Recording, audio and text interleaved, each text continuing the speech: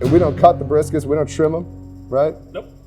You gonna talk a little about that? Because we pay for every single piece of fat in the brisket, and we're gonna take as much as we can out of it.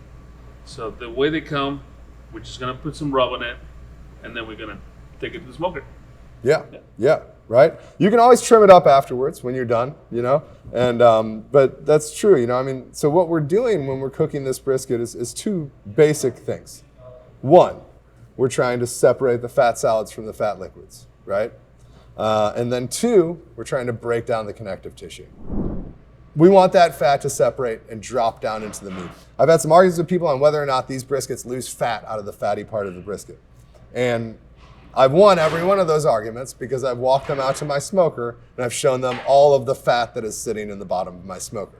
And that comes from these briskets, right? I'm not dumping it into the bottom of the smoker. It comes from the briskets, right? It doesn't come from the top of the briskets. When we open up the smoker, there isn't fat like water following over the top of the brisket.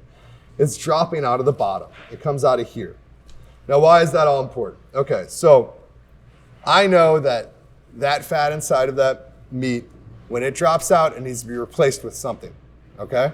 So it's going to be replaced with what's around it. It's going to be replaced with the fat cap of the fat that's dropping down from the bottom here and getting absorbed. It's going to be absorbed up. This top fat is what ends up in the fatty part of the brisket. Where we don't trim them is because this is our flavor, right? We want to get this fat to have as much flavor in it as possible so that the fat can drop down into the brisket. And the fat can make the brisket taste salty and taste beautiful.